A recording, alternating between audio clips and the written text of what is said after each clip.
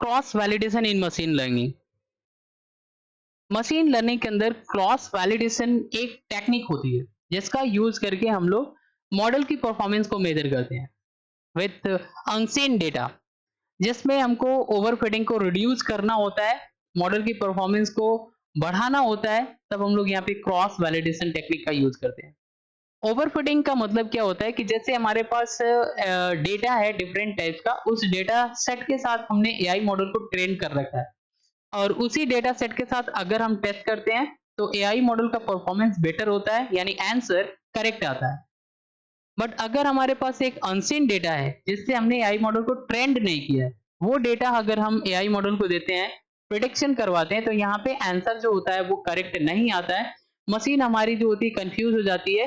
क्यों होती है? क्योंकि यहाँ पे एक प्रॉब्लम आता है जिसको बोलते हैं ओवरफिटिंग। ओवरफिटिंग प्रॉब्लम क्यों आती है? क्योंकि अनसीन डेटा सेट के साथ हमारी मशीन जो होता है कंफ्यूज हो जाती है, नंबर ऑफ फीचर जो होते हैं उसको समझ नहीं पाती, डेटा को अंडरस्टैंड नहीं कर पाती और प्रिडिक्शन जो होता है उसका करेक्ट नहीं आता है।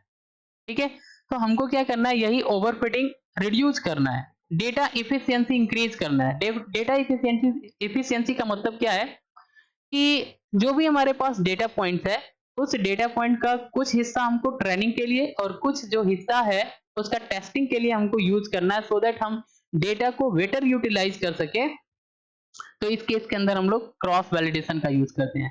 क्रॉस वैलिडेशन डिफरेंट टेक्निक जो होते हैं वो यहाँ पे दिया गया है। जैसे यहाँ पे पहला क्या है, के फोल्ड क्रॉस वैलिडेशन। ये हमारी एक टेक्निक है जिसका यूज करके हम लोग क्रॉस वैलिडेशन प्रोसेस अप्लाई करते हैं मशीन के ऊपर। यहाँ पे स्ट्रेटिफाइड के fold cross validation, leave one out cross validation, leave P out cross validation, time series cross validation, ये सारी टेक्निक है। आप इसमें से किसी भी एक टेक्निक का यूज कर सकते हैं क्रॉस वैलिडेशन के अंदर। बट यहाँ पे के फोल्ड क्रॉस वैलिडेशन होता है जो मोस्ट आपके एग्जाम के अंदर पूछे जाते हैं, तो ये इंपॉर्टेंट है, के fold cross validation. Cross validation technique किस तरीके से काम करती है? लेट्स से हमारे पास एक डेटा का 100 सैंपल है, तो हमको यहाँ पे चूज करना होता है के की वैल्यू। के इक्वल टू हमने यहाँ पे 5 चूज किया। मतलब क्या है, स्टेप नंबर फर्स्ट में हमको करना क्या है, डेटा सेट को 5 फोल्ड में डिवाइड करना है और हर एक फोल्ड में 20 सैंपल जो होगा वो कंटेन होगा, क्योंकि यहाँ पे 100 सैंपल का डेटा है। अब हमको क्या करना है, यहाँ पे जो 4 फोल्ड होते हैं उसको, यानी कि जिसमें हमारे 80 सैंपल होंगे, उसको हमको यूज करना है ट्रेनिंग के लिए। और एक फोल्ड जो होगा जिसमें हमारी 20 सैंपल होगा, उसको हमको यूज करना है टेस्ट के लिए। और फिर क्या करते हैं हम लोग, यहाँ पे स्टेप नंबर थर्ड में ये प्रोसेस अप्लाई करते हैं। यानी कि पहले हम क्या करते हैं, ट्रेन करते हैं और फिर जो हमारी एक जो फोल्ड होता है जिसमें 20 सैंपल होता है, इससे हम टेस्ट करते हैं। और फिर आगे हम लोग क्या करते हैं, फोर्थ स्टेप में, 5th स्टेप में आगे बढ़ते जाते हैं और हम लोग यहाँ पे टेस्ट करते हैं, ट्रेनिंग करते हैं, सो दैट हम अपने मॉडल का परफॉर्मेंस जो है इंक्रीज कर सके, यानी कि आंसर जो है वो करेक्ट प्रोड्यूस करे मॉडल। इसके लिए हमको क्या करना होता है, ट्रेन करना होता है मॉडल को। तो ये फोल्ड में डिवाइड करके हम लोग क्या करते हैं, ट्रेन करते हैं। फॉर एग्जांपल, जैसे हमारे पास जो 100 सैंपल का जो डेटा है उसको हमको 5 फोल्ड में डिवाइड करना है। ये हमारे पास डेटा है 100 सैंपल का, तो हम क्या करेंगे, इसको 5 पार्ट में डिवाइड करेंगे। ये हमारा जो होता है इसको हम बोलते हैं फोल्ड, फोल्ड 1। ये हमारा क्या होगा, फोल्ड 2। ये हमारा क्या होगा, फोल्ड 3। ये हमारा क्या होगा, फोल्ड 4। ये क्या होगा, फोल्ड 5। तो हमने क्या किया, 5 सेट में डिवाइड कर दिया हमारा जो भी डेटा है, और हर एक फोल्ड के अंदर 20 सैंपल जो होगा वो कंटेन होगा, तभी तो हमारा 100 सैंपल होगा डेटा का। तो ये हमने कर लिया।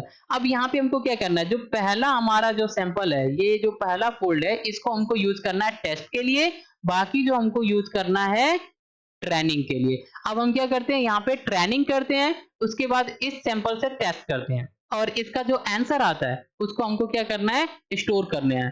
तो यहाँ पे जो आउटपुट 1 है इसको हमको स्टोर कर लेना है आंसर। फिर हमको स्टेप नंबर सेकंड में जाना है, तो यहाँ पे हमको फोल्ड 2 को टेस्ट के लिए सेलेक्ट करना है और बाकी जो है इसको हमको ट्रेनिंग डेटा के रूप में यूज करना है। अब हम यहाँ पे ट्रेन करते हैं, फिर टेस्ट करते हैं, मॉडल का जो भी परफॉर्मेंस है इसको हम स्टोर कर लेते हैं आउटपुट 2 के रूप में।